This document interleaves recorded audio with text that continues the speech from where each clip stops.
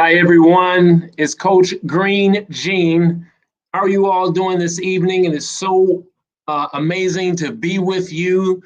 And I just wanted to welcome you to another dialogue of paper versus paper. I'm your host, Coach Green Gene, the managing director. I'm your instructor for the 3H Intro to Pre-Apprenticeship workshop. And that's for the ages of 12 to 17 in basic construction safety, craft work, and technology. Our workshops are a basic introduction into self-sustaining skill sets, as well as indigenous values that promote a responsibility to honor, respect, care for, and protect self, our families, and the environment. So with the success of these workshops, we've had parents continually ask us for tools that will assist their young people with the ability to navigate career paths of craft, tech, or design professionals. And so with that was the birth of this particular broadcast, Paper versus Paper, where we have the opportunity to sit down and to discuss with today's professionals on tools, skills, insights, and strategies related to building sustainable pathways for our future generations. So again, thank you for joining us on tonight's discussion. And our discussion today will be led by, again, yours truly, Coach Green Gene. And we're going to be talking about an amazing topic, and that's about first responders. That's right, first responders. So what is a first responder? And where do first responders show up? First responders show up in crisis situations. So if it's an environmental crisis situation, a catastrophic situation, hurricane, earthquake, fire, you have individuals that are competent and who have been trained to come in an environment and to alleviate and help society through these traumatic situations. And so in our society today, we have crises that are all around us. And particularly, I'm talking about the crisis that we have for our young people and how they are dialing into the world around them and navigating their career paths. And so the first responders for these particular situations will be us, the parents, the mentors, the aunties, the uncles, the next door neighbors. We are the first responders.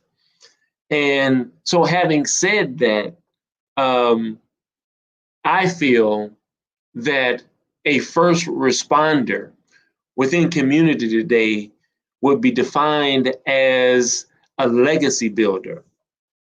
That's right. We have individuals within our communities, within our environments that either come in one or two wavelengths. They're either coming to build or they're coming to obstruct building. And then there are some individuals that are just, I guess, standing around and watching. But in order to be responsible for the energy that we have, we should find ourselves in a place building. And so as a legacy builder, and you guys who have heard past and previous broadcasts, I'm sorry. We have a particular, me and Dr. Doolittle, we have a particular definition of a legacy builder. And I'm going to share that with you again. I love sharing it. It's something that's close and dear to our heart. That legacy builders, these individuals are individuals, competent individuals that use skill sets, right, to develop crafts. They use skill sets to develop crafts, that's right, to solve relevant problems for the purpose of building sustainable pathways for the next generation. I'm going to read that again. Legacy builders, they are competent individuals that use skill sets to develop crafts. And what we mean by that is that these are individuals who uses the skill sets that they've obtained to get to an inner gifting, a signature move, if you will, a passion of theirs to problem solve, and not just problem solvers. We have a lot of problem solvers that are around us that create more problems, unfortunately, but we're talking about relevant problem solving for the purpose of building sustainable pathways for the next generation. So what does it mean to stay relevant? To stay relevant is something that we should push forward as parents, mentors, who we call the relevant responders, by walking in a in a certain way where we're moving and working from a passion or from a purpose that is close and dear to us, to build rather than tear down.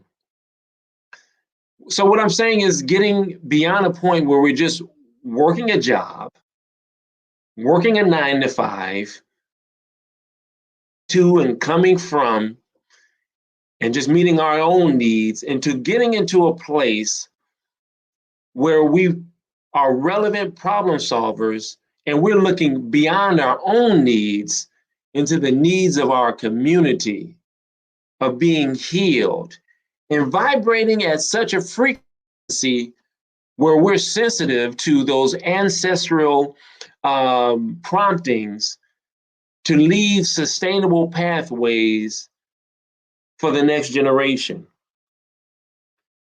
So we feel that this or paradigm is so important for us as first responders, as parents, as mentors, to assist the next generation in obtaining.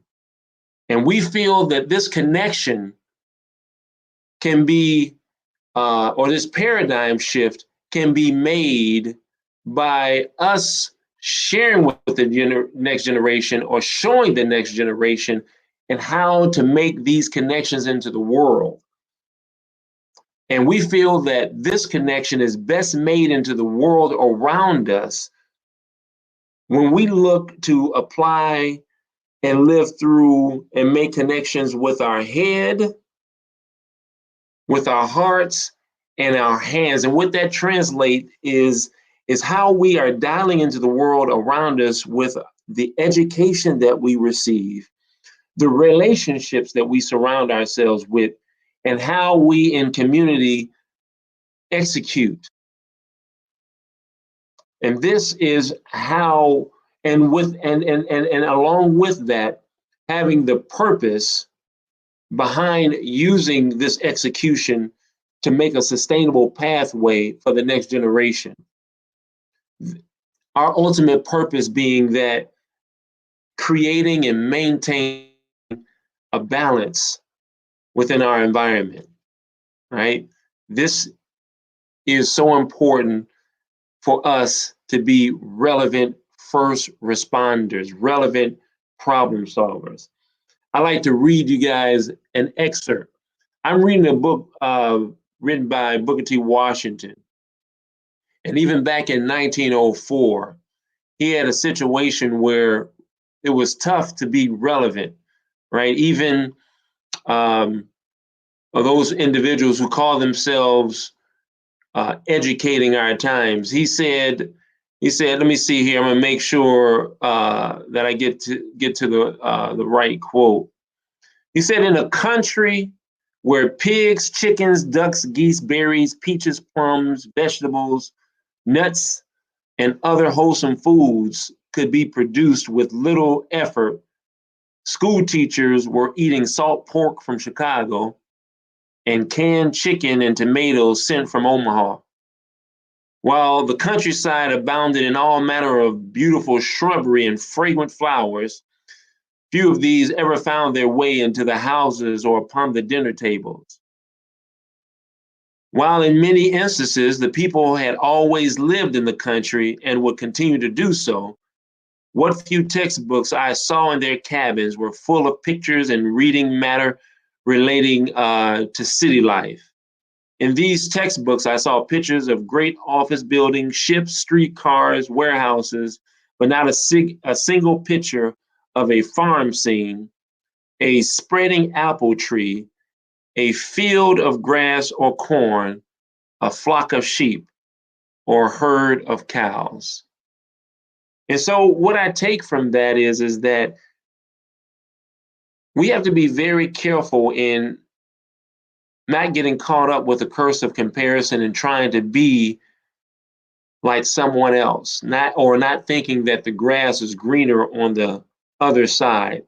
There's an issue with how we find ourselves being educated and promoting what success looks like for our children. And so with that success, we feel that there is a dignity that has been lost in labor. And so we feel a responsibility to restore that dignity of labor. And in restoring the dignity of labor, that process comes from us dialing in to our gifts and talents, right? In order, again, like we were saying, to be sustainable and relevant problem solvers. And sometimes we're not able to reach that dimension of that vibration is because, like, even in 1904, way back then, Booker T was saying, you know, we who were living in the South at one particular time, we're getting so caught up, I guess, with what was being presented in city life, right? Or getting presented in another paradigm that we were taking our eyes off the goal that we were actually sitting in. And so he found it his responsibility to train and to share with individuals how to be self-sustaining, self-determined to be self-sustaining in the environment that they were living in.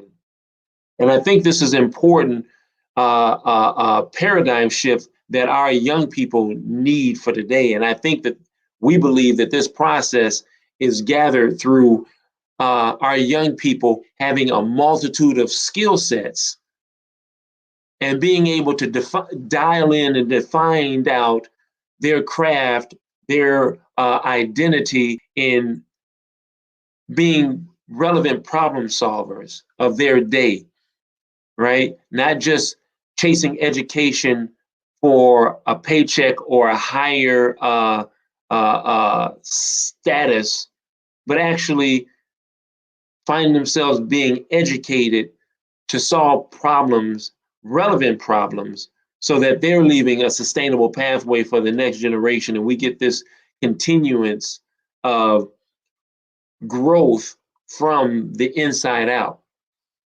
And so that's what we wanted to share and talk about today about first responders and our responsibility as the parents, our responsibility as neighbors, our responsibility as mentors.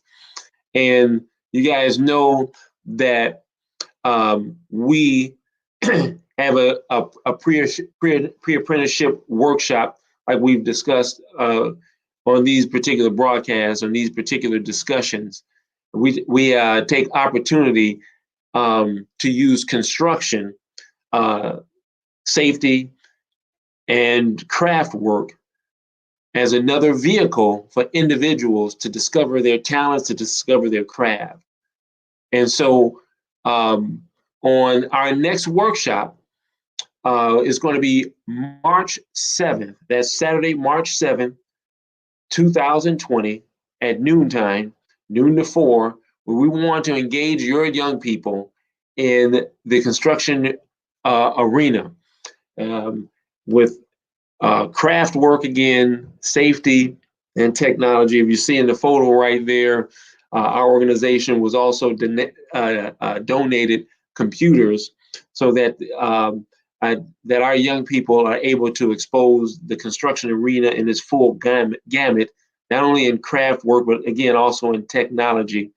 We were very excited about that. Our next workshop, again, in March, is going to be a demonstration from a professional that's coming out again to work through electrical components. And these are amazing skill sets that kids can have, and sustainable skill sets that they can take with them for a lifetime, that they can use to assist them to navigate from profession to profession. We encourage our young people to have skill sets in every matter of life. There's skill sets in agriculture, music, art, all matters of science and math, but these are so important that they're using these skill sets to identify the answer that they should be. See, we feel that our young people are the answer. And it's important for them not to rob themselves of the process by trying to run away from labor or run away from that process of connecting into their original design. And that can be difficult, but that's what our responsibility is as parents and mentors and teachers, or what I call the first responders, to be with them through that process and to share with them and to encourage them and to put them into activities, various different activities, so they can develop these multiple skill sets to assist them into their journey in their professional life.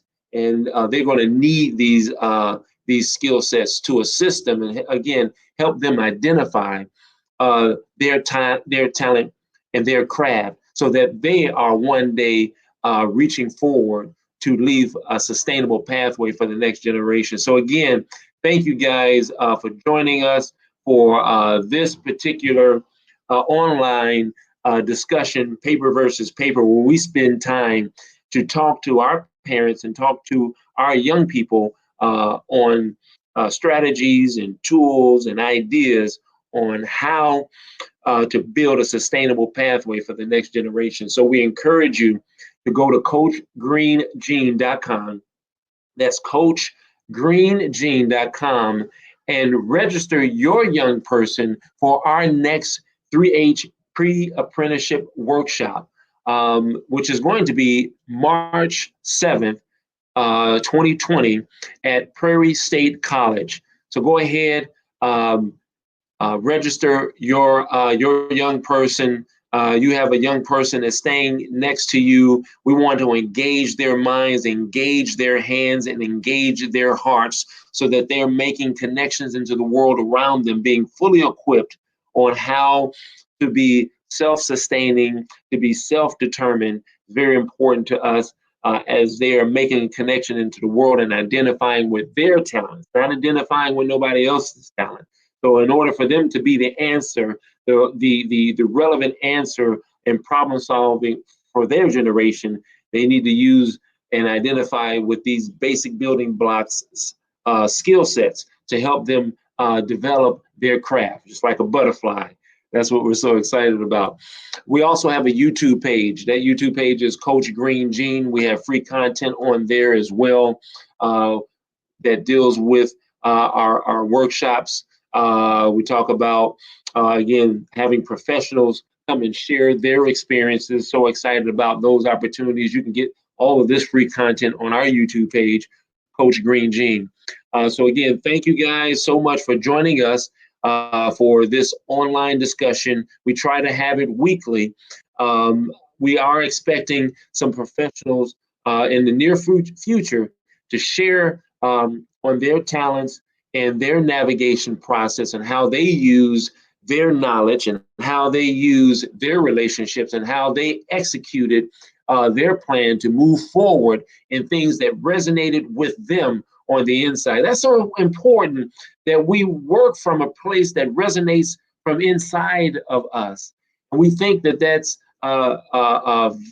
very important to be that relevant problem solver. See, we feel that when you work from that inner place and you get to a place where you've developed a craft from the skill sets that you've worked through that process, you're getting vibrations from what I like to say, your ancestors, to actually move you in the direction that best suits your personality, that best suits your drive to be that problem solver, to be that relevant problem solver for your time, because we so need that.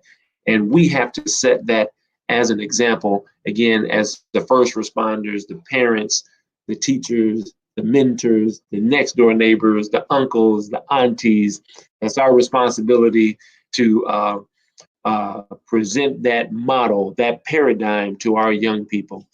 So thank you guys again for joining us for this particular, again, broadcast, online discussion, paper versus paper, and we will see you guys on our next discussion.